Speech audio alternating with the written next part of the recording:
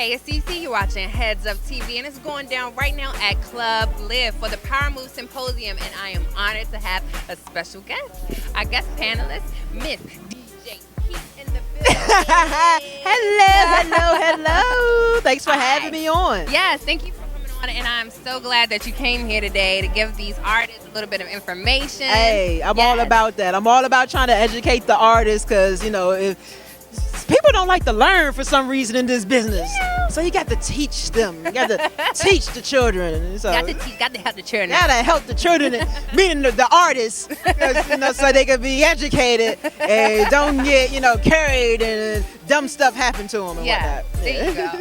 So tell me from a DJ standpoint, because I know that it's really buzzing, and I know that you get people to walk up to you all the time. Yeah. Tell me, what are some of the nuances that you have to deal with on a day-to-day man. a DJ? I'm just curious. The biggest thing that I deal with that I would say that probably gets on my nerves is just people not approaching correctly. Okay. And this is what I try to tell people. Present yourself and your music as if you're on a job interview. Okay. Because when you go on your job interview, you're on your best. You're like, hey, such and such is it. Don't come up to me like, yeah, man, got to check this. I'm like, who, what? like research. When you go to a job interview, you do your research about the company so you be ready. So when we want to approach someone, especially a DJ, know something. Okay, so we're talking about a little bit of the nuances that you dealt with, and you were, giving some real good information about being just like a job interview when they're presenting you. If you're out and about, making sure that you have a presentable press kit and you're not just trying to be your homie per se. Exactly, because I understand, okay, it's rap, and whatnot, and the culture, but it's still business. Yeah. Just because it's rap music doesn't mean there's any type of professionalism to it, because like I said, it's still a business, so still come at people correctly. Even with emails, gosh, if I could read you how some of the emails look and what they say, I'm like, wow. I'm trying to decipher what it is you're trying to say to me, and no, delete. Like please, they're talking to me in the email like they're on the street talking to their little cousin, like, yeah, I got this hot-ish. I'm like, no, not a good look. Not a good look. Okay, so from listening to an artist, and once they get you their mixtape, what are some of the things that you hear that, as far as the independent artist, that you may not like, and what are some of the things that you may like from what you're listening to? One thing that really I do not like is sound quality. Okay. Because everybody, again, since we're in the digital age, anybody could download a recording program or buy a mic from Best Buy and stuff like that, but you could hear it, like, if it could be the best song in the world, but if it sounds like no good. So aside from that, if the sound quality is great, I listen to something that's really going to catch my ear, because it's all about catchy songs these days. So something can stand out, and I would even let the artist know, like, hey, track 7 is real catchy. I think you should do something with that track, because I think it could really work. And I tell them, like, it might work for a club, it might work for a radio environment. So that's why I look something that gravitates and grabs the ears. Okay, that's good. A lot of the artists that I've talked to, and I'm asking them about radio, they've kind of lost faith in radio, or saying, hey, it's not really worth my time. But do you feel like that's misguided, or do you feel like radio is still necessary to the success of an artist? I try to tell artists that radio comes last. Okay. It's your last resort. Your first resort should be, of course, the music, but building a fan base. And because look at all these artists that are big now. J. Cole, it wasn't radio that blew up J. Cole. It was his grind from his mixtapes and stuff. Drake, huge artist. How did we discover Drake? From a mixtape that he put out. All the radio stuff comes last. So if you focus on quality music that the people are going to love, and get the fans that you have to grow and tell, how they say, tell a friend to tell a friend. If it keeps that man over there just wrapped his Benz up over there, everybody just saying, ooh, the wheels on the Benz. Yes. So, quality interviews. They say we extra. DMV, okay. This is You Only Catch This Here. Okay, so we live on U Street. We're live on U Street. That's just how it is. Somebody get the tag number. Right. That's new tags too. That car gonna be totaled in a month. Right. That's crazy. So being here in DC, where you're so crazy, and, you know, being here at on this panel, what do you feel like the artist learned the most based on what you said? Or like, did you get a lot of nods on a certain point? Or yeah, I did get a lot.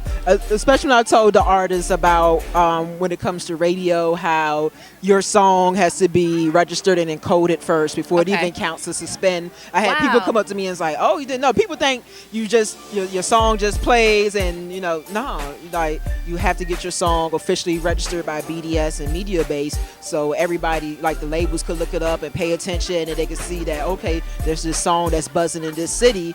You know, maybe we need to pick up on that artist and whatnot. I did not know that. Yeah. A lot of people. Yeah, a lot of people don't know. It's like I say, it's a business, and it's so much that it goes into. Like any business, how it could be little things that you didn't know about opening a club, like, oh man, you need this type of license and all that and this and that. The music business, it's the same way. That's why I wish more artists paid more attention to the business side of things. But you know, that's why I'm here to help. Here. Yeah, business first. Yes, business first, man. So based on some of the performances, I know you were in there listening a little bit. What is your feedback about some of that? It was some cool performance. It's one guy, I didn't catch his name. I see his flyer is moving around over here. Let me pick up his flyer. This guy right here. Wow. Yeah, he took his shirt off in there too. He did? Yes. Ow. And he just had he had a song called Wow. And he had a very energetic performance. Young Boss had a very energetic performance. He was bouncing around everywhere and just into it, because I'm not all for the artists just you know, some just they just stand there and just that's it. Expect you to know their song. Right. You know, it's one thing to be a rapper, but are you an entertainer? And if you're an entertainer, that's going to get you much further. So Young Boss, he was an entertainer. He was definitely an entertainer. Okay, cool. All right, so I think this is really great. I mean, that you came out. Thank you. Just why did you do that? Why did you take time out your schedule to come here and help the DMV artists out? When they called me up and asked me to be a part of the panel, I'm like, I'm all for being on panels. Is one thing that I love to do, even though, you know, I am a DJ. It's about music. But you know, this city, I've seen the beginnings of, you know, the rap scene in this city, and I see where it is now, and I know we have so much further that we can go, and I just want to help and develop the artists and give them the knowledge, and even let them know, like, okay, you think you feel this way now, but let me tell you about our past and how we're actually in a much better place, but also let me tell you how we can make it better for our future. So I just want to spread the message and inspire people and motivate people, even if it's just one person or if it's 100 people. I just want to get through to them, and hopefully they can share that knowledge as well, and it helps them to become a better artist and be the next person to blow up on the scene and go worldwide with it. I love it. Okay, so just really quickly, I just kind of want to tap into what you're doing and what you got going on, and what's the DJ stuff, the business on that side. Oh man, I'm doing so much. I like to call myself a Renaissance woman because I branched out into doing video. You know, I'm going to film school in the fall to become official because, you know, I've shot several music videos, but I've never had the formal training. So I'm like, imagine if I had some formal training so I could really know what I'm doing.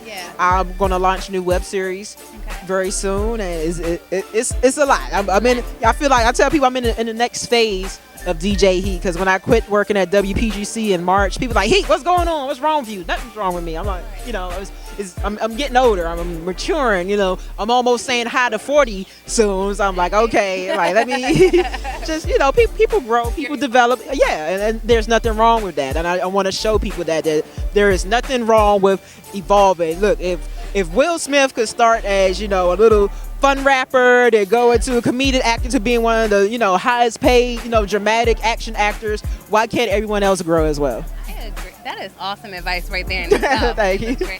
So if we want to find you, somebody wants to come out and get a video made, how do they find you? Where do we look you up at? Real simple. DJ Heat DC on everything. My website, my website, djheatdc.com. Instagram, DJ Heat DC. Twitter, DJ Heat DC. Facebook, DJ Heat DC. Snapchat, DJ Heat DC. Vine, DJ Heat DC. DJ Heat. Yes. The correct way, because I have a college degree and I like spelling correctly. It's got to good. Yes, It's a all the good time. you. Thank you. Good you. Thank you. Well, I love it. Thank you so much for giving me your time. I think problem. that's fabulous. I had a good time. I thought that the energy was great. I thought you did a great job. You and got your chicken wings getting cold. I got to eat my chicken wings. I know you're right. You're like, let me get some back chicken. No, back chicken. But I would love. I'm going to keep in touch. I'm going to follow you on Definitely. social media as well. But thank you so much. Thank for you coming as well. out. DJ Heat in the building. Chicken wing time.